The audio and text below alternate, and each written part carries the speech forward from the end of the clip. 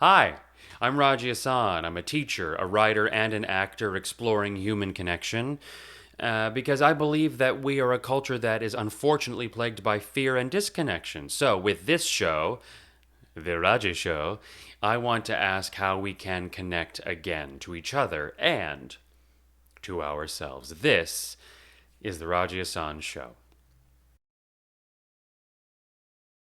Today, on the 23rd episode of the show, I'm going to bring you the eulogy that I read at my grandmother's funeral. Now, many of you know this, perhaps some of you don't. My grandma and I were not related by blood. We were related by intense spiritual connection. My mom came to this country in 1990 in an attempt to save her life, lived in a shelter in Long Beach, California, and was taken in by a woman called Joyce. We lived with Joyce for almost 10 years, and she became my grandmother.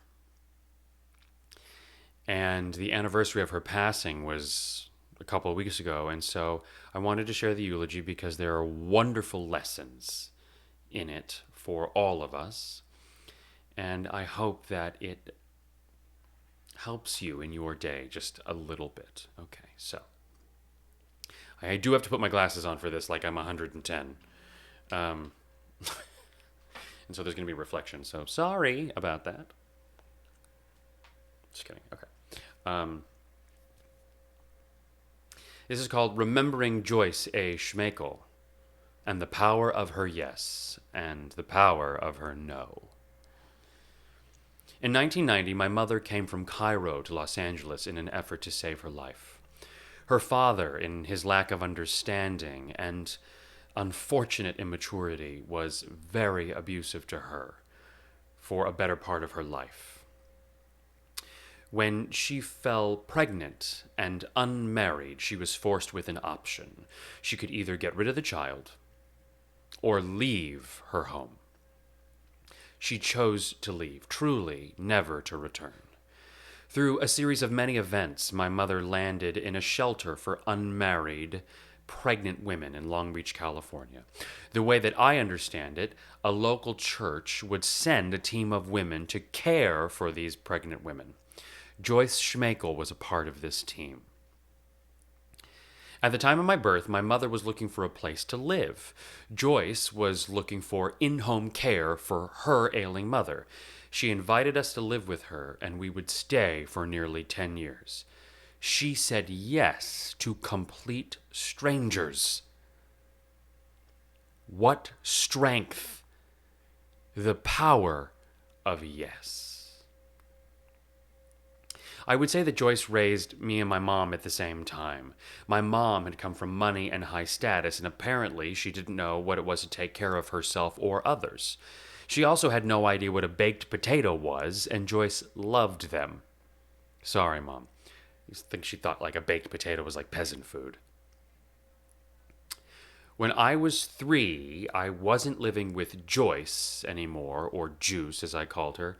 I was living with my grandma.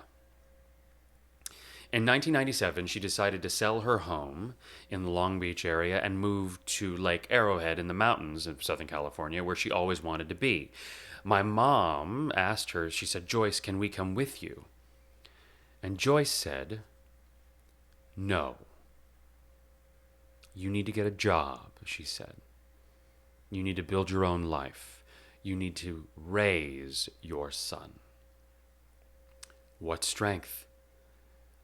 The power of no. I would like to share 3 favorite stories about my grandmother. When I was 5 or 6, my mom was away and I was playing in the living room at my grandma's house, and I stepped on an exposed nail in the carpet, which was not common for her home. She didn't have exposed nails all over the place.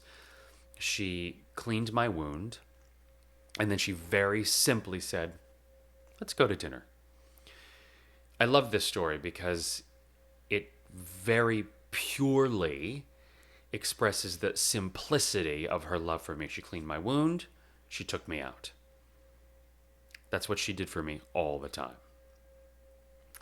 After she moved up to the mountains, I came up to visit, and I really wanted to see snow. I'd never seen snow before. And I said, "You think it's going to snow?" And she said, "There's no snow in the forecast, but why don't you pray?" So I got on my knees, and I said, "God, I thank you for snow." And then a couple hours later, I heard her screaming at the top of her lungs, "Raj! Raj, look outside! Look outside!" It was snowing. There was the time that she told me what a condom is. You've heard of a condom, right? Terrified and horrified my mother. And I just sort of asked out loud once, and she very plainly said, "Oh, it's a piece of plastic that slips over the penis." Which is kind of funny to me that she didn't say a penis, she said the penis. As if there's just one. There's just one over there, that's the penis. And of course, my mother screamed, "Joyce!" And she said, "What?" he asked.